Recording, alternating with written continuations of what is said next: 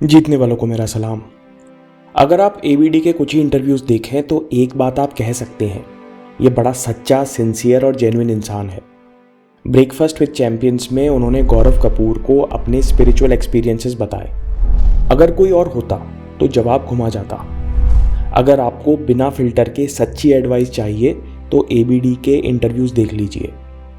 ABD कहते हैं कि 2007 में मुझे महसूस होने लगा था कि मुझे एक नॉर्मल क्रिकेटर का करियर नहीं चाहिए। मुझे केवल बैटिंग टेक्निक ही नहीं सुधारनी होगी, बल्कि मुझे ऑर्गेनाइज्ड और डिसिप्लिन जीवन जीना होगा। दोस्तों, बहुत अच्छी बात है कि आपकी परफॉर्मेंस आइसोलेटेड नहीं है। आप चाहते हैं कि आप फोकस्ड रहें, अपने काम के लिए एनर्जेटिक रहें, तो आपको अपने जीवन के महत्वपूर्ण क्षेत्रों में, असल में महत्वपूर्ण से बेहतर शब्द होगा अति आवश्यक क्षेत्रों में, जैसे नींद, डाइट, क्या देखते हैं और बोलते हैं, इन सब पर काम करना होगा। एक आयुर्वेदिक डॉक्टर से मेरा परिचय हुआ। वे कहते हैं कि आज के दिन आप कैसा महसूस कर रहे हैं ये निर्भर करता है कि आपने पिछले 3 दिनों में क्या खाया है, कैसे सो रहे हैं और कितने टाइट कपड़े पहन रहे हैं। उसी तरह से एबीडी समझ गए थे कि पिच पर कंसिस्टेंट परफॉर्मेंस एक बड़े प्रोसेस का रिजल्ट है और ये केवल एक पहलू है।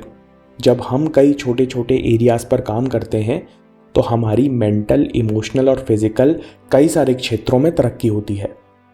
अब ये सब कैसे किया जाए? एबीडी साहब कहते हैं कि मुझे एक सपोर्ट सिस्टम चाहिए था जिसकी मदद से मैं केवल क्रिकेट पर फोकस कर पाऊँ।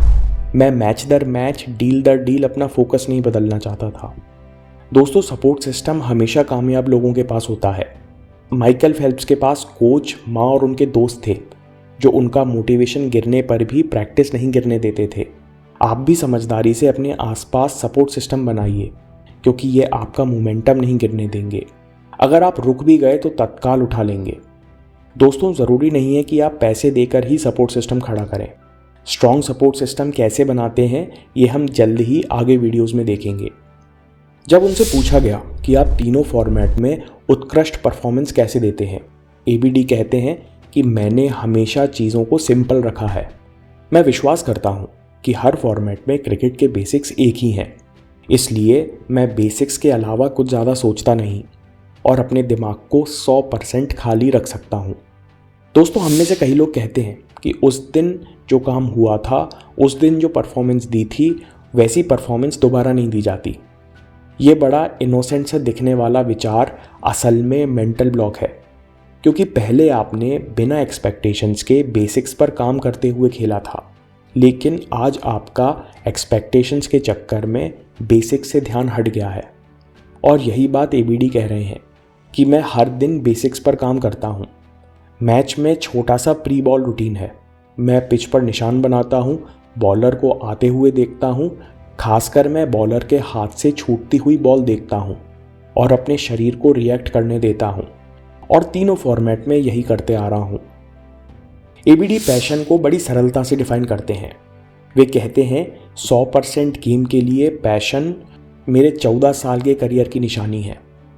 ये अच्छा करने की ऐसी इच्छा है कि आप कभी हार नहीं मानने वाले।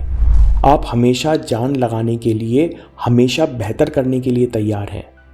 बचपन से मैं वैसे ही था और ये आप किसी को सिखा नहीं सकते। मैं डिविलियर्स साहब की आखिरी बात से सहमत नहीं हूँ। एक यंगस्टर को पैशन और कुछ कर गुजरने की भूख एक बार तो महसूस कराई जा सकती है। आपको केवल ईमानदारी से खेलना आ जाए तो पसंद का काम करने के लिए भी, पैशन पर जीने के लिए भी मौके मिल जाते हैं। साइकोलॉजिस्ट कहते हैं कि 25 साल तक नौजवानों की आइडेंटिटी पूरी तरह नहीं बनी होती, यानी अभी ईगो सीमेंट की तरह सेट नहीं हुआ होता। नौजवानों को दुनिया देखने का नया नज़रिया दिया जा सकता है। वे आगे सीखें या कुछ और करें, ये उनकी मर्जी है। ऐसा नहीं कि 35 साल के बाद ये बदलाव नहीं आते, लेकिन इन बदलावों के लिए पहले इंसान को भारी दुख और क्षति से गुजरना होता है। तब जाकर उसका ईगो टूटता है और कुछ नया सीखने के लिए, नए बिलीफ सिस्टम अपनाने के लिए जगह बनती है। एबीडी कहते हैं कि मेरे लिए बैलेंस और हाई एनर्जी मेंटेन करना बहुत ज़रूरी है। आपको जितना एक्सपीरियंस होगा उतनी आसानी से आप संतुलन, बैलेंस कर पाएंगे। 28 साल के होते होते मुझे महसूस हुआ कि गेम में पकड़ अच्छी है, लेकिन अभी मैच में मुझे बहुत एनर्जी चाहिए। इसलिए ट्रेनिंग सेशंस मैंने छोटे कर दिए और कुछ चीज़ों पर फोकस करना शुरू कर दिया।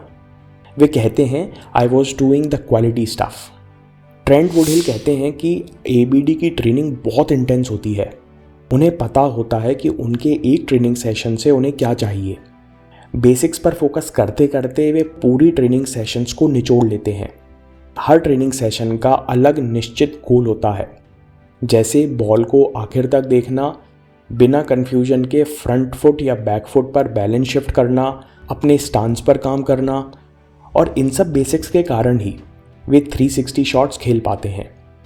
और भी कई टैलेंटेड बल्लेबाज हैं, लेकिन हर किसी को नहीं पता होता कि कितनी बारीकी से हर सेशन में ट्रेनिंग की जा सकती है।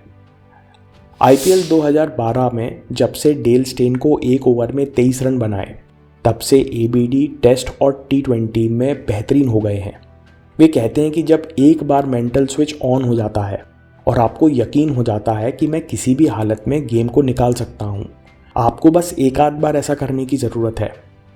दोस्तों, एक बड़े रिजल्ट से बड़ा मेंटल स्विच ऑन होता है, लेकिन इससे पहले कई छोटे छोटे मेंटल स्विच ऑन हो सकते हैं। छोटे छोटे रिजल्ट्स पर ध्यान देते रहिए, यही आपको बड़े मेंटल स्विच तक ले जाएंगे। आखिरी बात जो ABD कहते हैं वो हर बड़ा चैंपियन कहता है कि चैलेंजेस आर एक्साइटिंग। ABD कहते हैं कि जब मैं रग्बी खेलता था तब मैं दूसरी टीम की गेम स्ट्रैटेजी समझकर उन्हें चकमा देते हुए डिफेंस लाइन में गैप ढूंढ लेता था।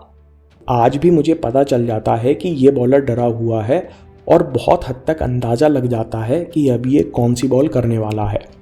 ABD कहते हैं कि अब मुझे इंतज़ार रहता है कि एक ओवर में 12 रन चाहिए हों और दुनिया का बेस्ट बॉलर मेरे सामने हो, तभी असली मज़ा आता है। बॉलर्स पर प्रेशर बनाने के लिए और उनसे बस एक कदम आगे रहने के लिए ही मैंने नए नए शॉट्स बनाना शुरू किए। दोस्तों, अगर ये वीडियो आपको पसंद आया तो सचिन साहब पर भी ज़रूर आएगा। अभी देखिए, नहीं तो बात के लिए सेव कर लीजिए। आपके समय से कुछ कीमती नहीं है। मैं काम के किस्से लाता रहूँगा।